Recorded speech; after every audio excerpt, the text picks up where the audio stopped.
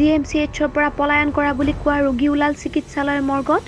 10 জুনত নামচেচু দীঘলী চাপৰি অঞ্চলৰ এজন ৰোগীক যোৰহাট চিকিৎসা মহাবিদ্যালয়ত ভৰ্তি কৰাৰ পাছত চিকিৎসালয়ত ৰোগীজনৰ মৃত্যু হোৱাৰ পাছতো পৰিয়ালৰ লোকক অৱগত নকৰাৰ গুৰুতৰ অভিযোগ উঠিছে চিকিৎসালয়খনৰ কৰ্তৃপক্ষৰ বিৰুদ্ধে। মৃত্যুৰ 8 দিনৰ পাছত যুৱকজনৰ মৃতদেহ জিএমচিএইচৰ মৰ্গত থকা বুলি পৰিয়ালৰ লোকক অৱগত কৰাত তীব্ৰ ক্ষোভ ব্যক্ত কৰিছে পৰিয়ালৰ লোকে। চাহ জনগোষ্ঠীৰ লোক হোৱাৰ বাবে চিকিৎসা মহাবিদ্যালয়খনৰ কৰ্তৃপক্ষই এনেদৰে পৰিয়ালটোৰ প্ৰতি এনে আচৰণ কৰাৰ অভিযোগ। অৱশ্যে চিকিৎসালয়ৰ এক সূত্ৰই জনোৱা মতে আইচোলেশ্যন কক্ষৰ পৰা ৰোগীগৰাকী চিকিৎসাধীন অৱস্থাৰ পৰাই পলায়ন কৰিছিল। কিন্তু যোৰহাটৰ চিলামৰা অঞ্চলত ৰোগীগৰাকীৰ কোনো লোকে উদ্ধাৰ কৰি পুনৰ জিএমচিএইচত ভৰ্তি কৰাইছিল যদিও ৰোগীজনৰ পৰিয়ালৰ লোকৰে কোনো যোগাযোগ কৰিব পৰা নহৈছিল। কিন্তু 18 জুনত ৰোগীগৰাকীৰ মৃত্যু হোৱাত কোনো অভিভাৱক নথকাত তেওঁক মৰ্গত ৰখা হৈছিল।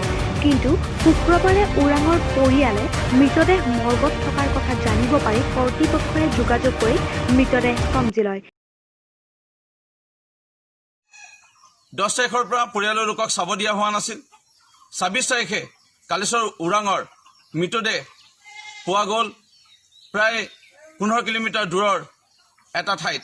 জন মেডিকেল কলেজৰ পৰা 15 কিলোমিটাৰ সেই দূৰৰ ঠাইত কেনেকৈ পালে? তাৰ চিকিউৰিটি থকা অৱস্থাত এই কালেশ্বৰ ওৰাং জন মেডিকেল কলেজৰ পৰা কেনেকৈ বাহিৰলৈ ওলাই যাব লগা হ'ল? নে কোনোবাই তেওঁক বাহিৰলৈ ওলাই লৈ গ'ল নেকি? নে কোনোবাই তেওঁৰ শৰীৰৰ অংগ কাটি পেলাই হয়তো অংগ কোনোবাই কাঢ়ি লৈ ল'লে নেকি? তাৰপিছত তেওঁক তাত গাড়ীয়ে উঠাই ৰাস্তাত ক'ৰবাত এটা জিৰণি চাত পেলাই থ'লে নেকি? জন মেডিকেল কলেজ এটা সময়ত শিশুৰ মৃত্যু হোৱা, জন মেডিকেল কলেজত গৰ্ভৱতী মহিলাৰ ওপৰত অত্যাচাৰ, জন মেডিকেল কলেজত নিৰুদ্দেশ হোৱা ৰোগী পিছত গৈ পেলাই 15 কিলোমিটাৰ দূৰত মৃতদেহ পোৱা, এই ঘটনাবোৰ কি হৈ আছে? চৰকাৰ এখন আছে নাই? স্বাস্থ্যমন্ত্ৰী আছে নাই? প্ৰকৃত ন্যায় পাবনে দুখীয়া লোকসকলে?